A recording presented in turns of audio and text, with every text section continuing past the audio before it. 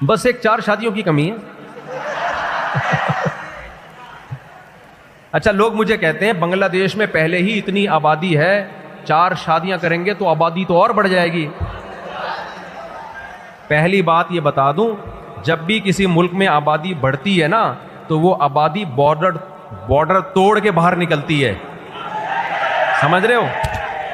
یہی وجہ ہے کہ پوری دنیا میں آپ کو بنگلہ دیش کے لوگ نظر آئیں گے, اٹلی میں, سعودیہ میں, قطر میں, جاپان میں, ہر جگہ. اس سے فائدہ کیا ہوتا ہے؟ ریمیٹنس آتا ہے. بنگلہ دیش کی جو اکانومی ہے, میں نے یہاں لوگوں سے معلومات لی, کہتے ہیں باہر دنیا میں جو کمانے کے لیے گئے ہوئے نا وہاں سے بہت پیسہ آتا ہے. ایک بات. دوسری بات یہ کہ 4 شادیوں سے آبادی بڑھتی نہیں ہے, کم ہوتی ہے.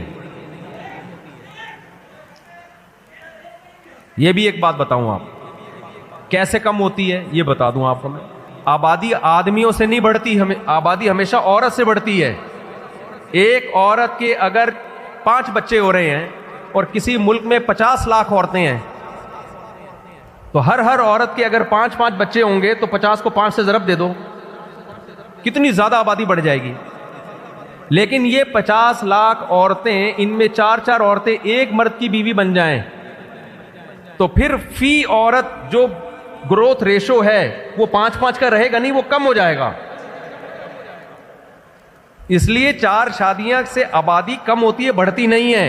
ہاں آپ کی نسل بڑھتی ہے, یعنی آبادی گروتھ ریشو کم تو ہوگا لیکن جتنی ہوگی آپ کی. بہت مشکل ہے سمجھانا. نہیں آیا آپ کی؟ آ گیا؟ دوبارہ سمجھا. فارمولہ دے کے جا رہا ہوں, فارمولہ دیکھو. اس کی ایک مثال ہے. آپ لوگ کیا جمشید صاحب ہوتے ہیں؟ اچھا معذرت کے ساتھ, جمشید کی میں اکثر مثالیں دیتا ہوں. دیکھو ایک علاقے میں 4 آدمی ہیں, ایک کا نام جمشید, ایک کا نام غفار, ایک کا نام سلیم, ایک کا نام وسیم. ٹھیک ہے, 4 آدمی ہیں اور 4 ہی عورتیں ہیں. کتنی عورتیں ہیں؟ 4 عورتیں. ان 4 عورتوں کی ان 4 آدمیوں سے شادی ہو گئی, ہر ایک کے 5 بچے ہو گئے. تو آبادی میں کتنے بچوں کا اضافہ ہوا؟ 20 بچوں کا اضافہ ہو گیا. لیکن جمشید کے کتنے بچے ہیں؟ 5. جمشید کی اپنی نسل 5 سے زیادہ بولو نہیں بڑھی, لیکن قوم کی نسل کتنی ہو گئی؟ بچے 20 پیدا ہو گئے.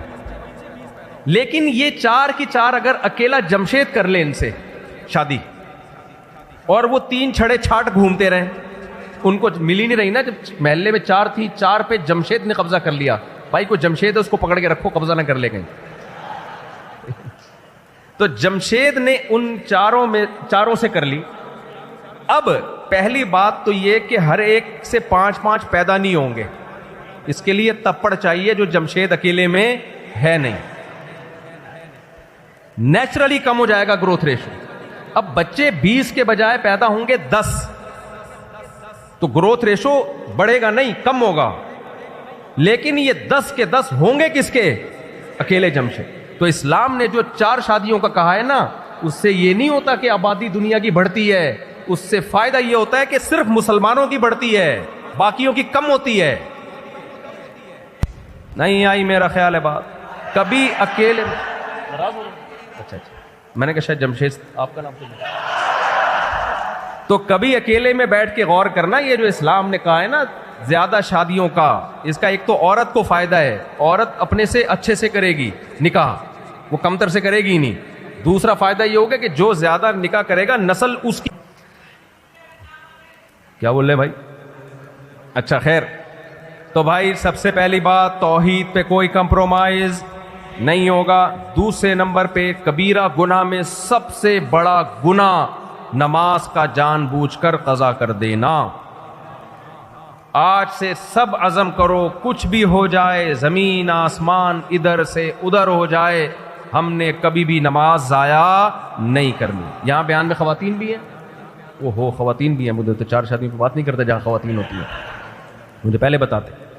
خواتین بازار جاتی ہیں شاپنگ کے لیے, کہیں رشتہ داروں سے ملنے کے لیے جاتی ہیں, نمازیں قضا ہو جاتی ہیں. نا نماز کا پتہ ہی سفر میں چلتا ہے کہ آپ کتنے پکے نمازی ہیں. زمین آسمان ادھر سے ادھر ہو جائے، جو ہماری بہنیں بیان سن رہی ہیں، جو لوگ بیان سن رہے ہیں، عزم کریں کسی صورت میں کبھی نماز قضا نہیں کریں۔ کبیرہ گناہوں کی فہرست میں زنا، آج سوسائٹی میں زنا بہت تیزی سے پھیل رہا ہے۔ قرآن کہتا ہے لا تقربوا الزنا، زنا کرنا تو دور کی بات، زنا کے قریب بھی مت پھٹکو۔ زنا کے قریب کیسے؟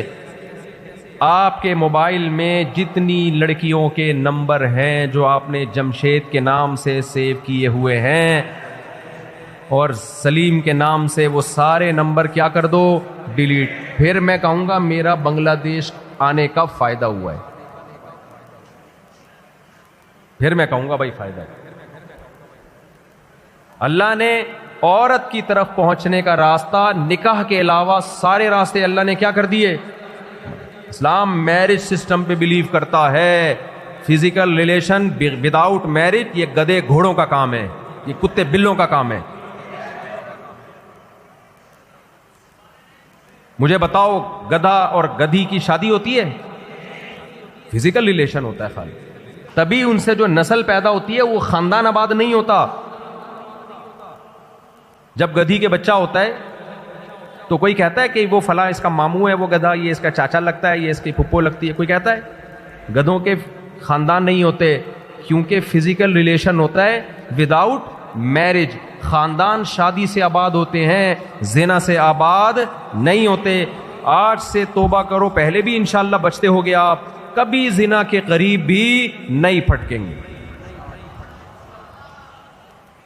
تیسری چیز اور آخری چیز، ہماری سوسائٹی میں کیونکہ ہم مغربی دنیا سے متاثر ہیں، ہماری یونیورسٹیاں، ہمارے نوجوان کہاں سے متاثر ہیں؟ مغرب سے۔ ان کی ترقی دیکھ کر بہت ساری چیزیں جو ان میں غلط تھیں وہ بھی ہم نے اڈاپٹ کرنا شروع کر دی۔ اس میں سب سے بڑی تباہی جو ہماری سوسائٹی میں آئی ہے وہ قطع رحمی، رشتے توڑنا۔ ان لوگوں کے ہاں خونی رشتوں کی، بلڈ ریلیشن کی کوئی ویلیو نہیں ہے۔ اسلام بلڈ ریلیشن کو تمام رشتوں پر ترجیح دیتا ہے، اور بلڈ ریلیشن میں سب سے پہلے آپ کی ماں اور آپ کا باپ۔ میرے بھائی، ہمارے لیے نبی صلی اللہ علیہ وسلم سے پوچھا گیا اکبر الکبائر کیا ہیں، یعنی کبیرہ گناہوں میں بھی سب سے بڑا گناہ، ان میں بھی جو کبیرہ ہیں، اس میں آپ نے فرمایا عقوق الوالدین، والدین کی نافرمانی، ان کو ستانا۔ تو اس لیے آپ کی جنت بھی آپ کے والدین، آپ کی جہنم بھی آپ کے والدین۔ یہ چند باتیں آپ کی خدمت میں پیش کرنی تھیں۔ اللہ سے دعا ہے اللہ مجھے بھی ان پر عمل کی توفیق دے اور آپ سب کو بھی ان پر عمل کی توفیق دے، اور مجھے آپ لوگوں نے تمیز سے نکلنے دینا ہے۔ اندھی عورت تھی، اس کے بچہ نہیں ہو رہا تھا، ایک دن بچہ ہوا، نظر تو آ نہیں رہا تھا، اس نے چوم چوم کے جان سے مار دیا اس کو۔ جب ہمیں مسائل آئیں گے تو ہماری حاجتیں مزاروں سے، قبروں سے پوری نہیں ہوں گی، ہماری حاجت پوری کہاں سے ہوگی؟ مسجد سے، اللہ سے۔ صرف یا اللہ مدد کا نعرہ، یا اللہ مدد کے علاوہ کوئی نعرہ قابل قبول نہیں۔ نمبر 2، بدعت کے کبھی قریب نہیں پھٹکنا ہے۔ ہم لوگوں میں بدعتیں بہت آ گئی ہیں، اب میں ان کی ڈیٹیل میں جاؤں گا تو وقت لگے گا۔ بھائی کسی بھی عمل کا قرآن و سنت سے ثبوت ہونا چاہیے، صحابہ سے ثبوت ہونا، یہ تھوڑی کہ کچھ بھی اٹھا کے۔ بہت سے لوگوں نے اپنی ہر بدعت امام ابو حنیفہ کے کھاتے میں بیچاروں کے کھاتے میں ڈال دی ہے۔ بدعت سے اپنے آپ کو بچاؤ۔ باقی فروعی اختلافی مسائل میں چاروں امام برحق ہیں، سب نے قرآن و سنت کو فالو کیا ہے۔ ہم امام ابو حنیفہ کو فالو کرتے ہیں، اس امت میں میجورٹی نے امام ابو حنیفہ کو فالو کیا، 30% نے امام شافعی کو فالو کیا، بہت بڑے مجتہد تھے، امام ابو حنیفہ کے شاگرد تھے وہ۔ 17% نے امام مالک کو فالو کیا، 2% نے امام احمد ابن حنبل کو فالو کیا۔ تو جب تک امت اس طرح سے فالو کرتی آ رہی تھی، صحیح ٹریک پر تھی، آپس میں ایک دوسرے کے پیچھے نماز بھی پڑھتے تھے، ایک دوسرے کو احترام بھی کرتے تھے، اور ایک دوسرے کی نمازوں میں فرق ہونے کے باوجود درست سمجھتے تھے۔ جب سے امت میں مجتہدین نام نہاد پیدا ہوئے ہیں نا، اس وقت سے امت کا بیڑا غرق۔ ہر شخص نے ایک نیا مفتی بنا ہوا ہے، نیا مسئلہ بتا رہے ہیں ہمارے، اس سے آپ کا اتحاد ٹوٹ جائے گا۔ تو پہلا ہے عقیدہ توحید، اس پہ کوئی کمپرومائز بولو نہیں. یا ایھا الناس انتم الفقراء الی اللہ واللہ ھو الغنی الحمید. اللہ کہتے ہیں اے لوگو تم سب کے سب فقیر ہو اللہ کے در کے. تمام پیغمبر، تمام صحابہ، تمام تابعین، تمام بزرگان دین کس کے در کے فقیر ہیں؟ اللہ کے. عقیدت توحید پہ کوئی کمپرومائز نہیں ہے. نمبر 2، اللہ نے قرآن میں ہمیں کیا حکم دیا؟ ان تجتنبوا کبائر ما تنہون عنہ نکفر عنکم سیئاتکم. کبیرہ گناہوں سے بچو گے تو میں چھوٹی موٹی خطائیں معاف کر دوں گا. کبیرہ گناہ کیا ہیں یہ بھی قرآن نے بیان کر دی ہے. بہت آسان ہے اسلام بھائی. آپ آدھے سے زیادہ مسلمان تو مجھے ویسے ہی نظر آ رہے ہو. آپ کو شکلوں سے لگ رہا ہے ماشاءاللہ سارے. یونیورسٹی میں میرا بیان ہوا، میں نے کہا یہاں کا تو ماحول ہمارے مدرسوں جیسا ماحول ہے.